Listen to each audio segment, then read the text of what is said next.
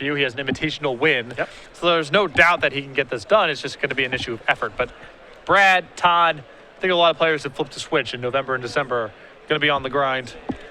It's game number 3, you see on Anderson's side. He has a Brain Maggot in play along with an Elvish Mystic, Sylvan Caryatid, and a couple of lands on Gossett's side. Tranquil Cove, a Plains, and then a favorite Hoplite with a counter on it. So it's 2-3. A lot of the elements of Ian's list seem pretty similar to what Brad brought to the table as well. Yeah, looks very, very similar. You know, there are only a couple of ways I think you can build the deck, but I mean, even the one-ofs are dead on. I mean, I see an Aqueous Form, the Ordeal, the Singing Bell Strike. Yeah, so this is 2 feet of resistance for God's Willing. Yeah, this is very close. Might be the mana's the same. Yeah. I mean, this looks. Now, Tom did write about this deck. Sure. So that might be the reason that you see this here. There's an Aqueous Form targeting the favorite Hoplite, getting in the red zone now with the Scry, and of course it can't be blocked. We'll see if Anderson does have some sort of instant speed answer to this. One of the tougher cards for green devotion strategies to play out of Heroic list is Aqueous Forms, because most of their way to interact with creatures is blocking, not a lot of removal. Anderson going to untap. He's at 13, time to draw. Don't have a great look at the grip. You can't see the forest. He's going to sacrifice the Flooded Strand to go down to 12. Search up the land.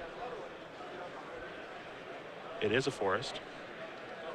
We'll see what he's up to here in just a moment. 2 copies of Windswept Teeth in this list, not doing any mana fixing, just trying to give himself a shuffle with Courser. Ah, the Queen. I mean, the Queen's not bad, but this is not what Todd needs. Yeah, it's not great. I mean, it does provide a clock, as you mentioned. It's not bad. And normally it would stop the opponent from doing anything, but that's not the case. Aqueous Form, a very powerful card in these heroic decks. Gossett going to untap. He only got 2 lands in play, but he is building a monster, and it's an unblockable one. He will draw a card here.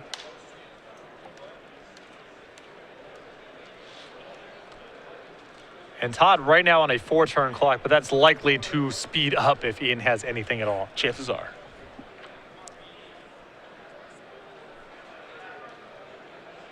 No, Todd's clock is pretty good. It's not bad. He's probably looking at about 3 turns himself. Flooded Strand going to knock Gossett down to 16. We'll see if it'll be an island or a plains here in just a moment.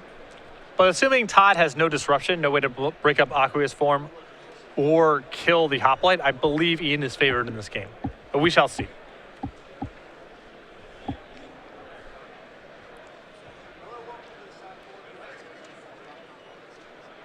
So 3 mana available here for Gossett. See how he wants to move forward. Is it time to make the favorite Hoplite a little bit larger, or does he have other ideas? Well, this deck doesn't give him a lot of play. It kind of is what it is, you know? Especially given the situation. Looks like he is slowly but surely going to be attacking. There is your Scry. Top card's going to go to the bottom. It'll be an attack for 3. Anderson's going to go down to 9. There's a Hero of Iroas. This is a Singing Bell Strike on the Hornet Queen. Of course, only costing 1 mana because of the hero. Anderson will untap. Will draw. Reclamation Sage is actually in his hand right now. Yep. Timely. Huge card for Todd. He's going to go reaching for some bees here, it looks like. How many will he attack with is the question.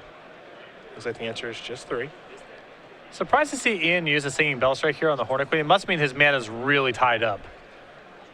There's your Reclamation Sage. That takes care of the Aqueous Form. Greymat, of course, has our deal of Thassa. Don't have a great look at Anderson's last card. Okay, it's a copy of Sylvan Caryatid.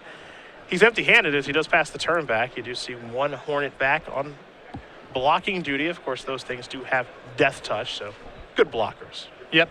And Todd needs to respect the possibility of Ian killing him from this spot, so has to hang back on defense to some extent. 3 mana. Heliod's Pilgrim. It's time to tutor. Get the other copy of Aqueous Form. The first one was so good. How about another? Yep. I mean, this is going to be a shot to win the game here.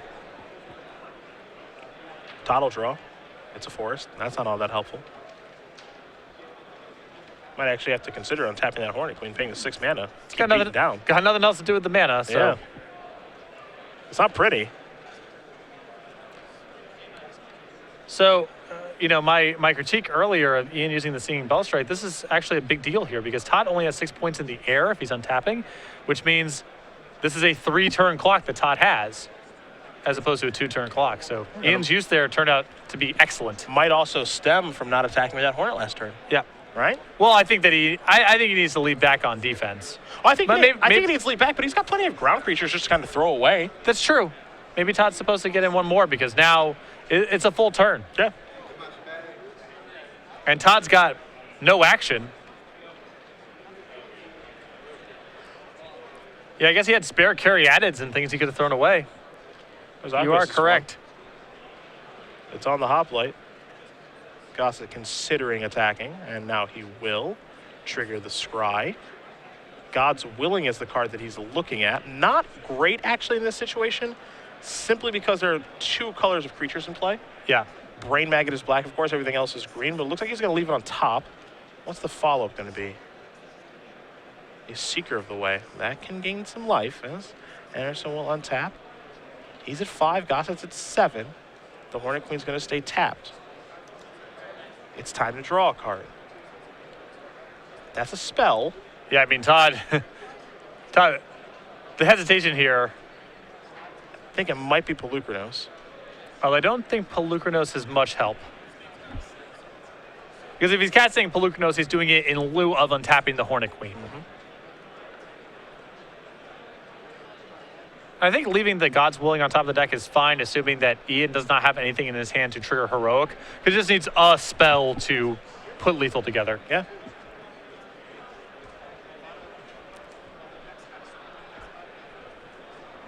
I'm just trying to figure out exactly how can I get that last point of damage through. There are 3 blockers on the ground. Anderson has 3 attackers on the ground. It's really interesting. It looks like this game's going to come down to the Hornet Queen not shipping that turn. Yeah. Or the Hornet token, rather. Or the Hornet token. I mean, either one. It looks like it may come down to just that one missed attack. Yeah, 3 eligible blockers on Todd's side on the ground versus 3 eligible defenders on Ian's side. There's Pelucranos.